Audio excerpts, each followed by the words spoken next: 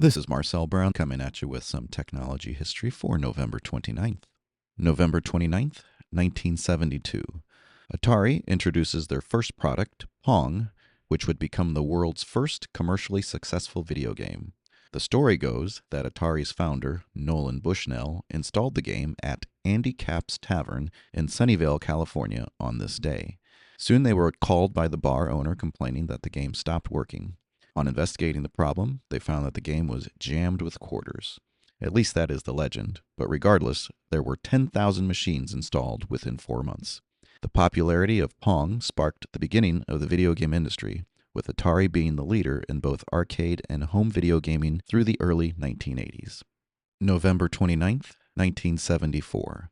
The January issue of Popular Electronics is published, featuring the MIT's Altair 8800 microcomputer kit on its cover. The magazine would begin arriving on newsstands and to subscribers in the first part of December. The Altair 8800 itself would begin shipping on December 19th. The visibility that the Altair received helped make it an extremely popular computer for its time, as MIT's forecasted selling 800 computers over the course of 1 year and ended up selling 5,000 units by August. As the magazine started reaching readers, MIT's was flooded with inquiries and orders for the Altair, to the point where they had to hire more people just to answer their phones.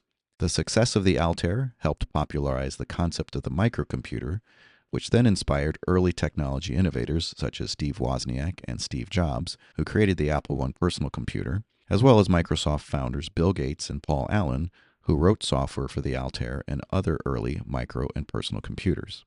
The story behind the collaboration of MIT's and Popular Electronics for this particular issue is interesting.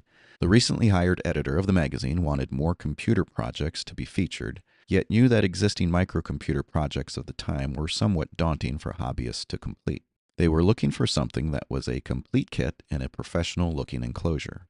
Another editor knew that MIT's was working on a project that could fit their need, and collaborated with them to have that kit ready for the January issue publication. While the first prototype was ready in October and was shipped to Popular Electronics, it never reached them due to either a strike by the shipping company or simply being lost or stolen. The story varies depending on the source. The article was actually written using pictures of an empty mock-up of the Altair and a prototype circuit board layout that was different than the finished product.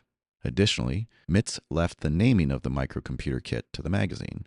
One of the editors claims that the inspiration for the name came from his 12-year-old daughter, who suggested calling it Altair after the location where the Star Trek Enterprise would be traveling in that night's episode. However, other sources claim it was a technical editor of the magazine who came up with Altair when it was suggested the computer be named after a star.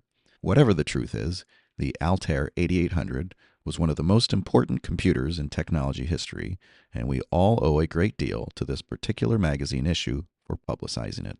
That's your technology history for today. For more, tune in tomorrow and visit my website, thisdayintechhistory.com.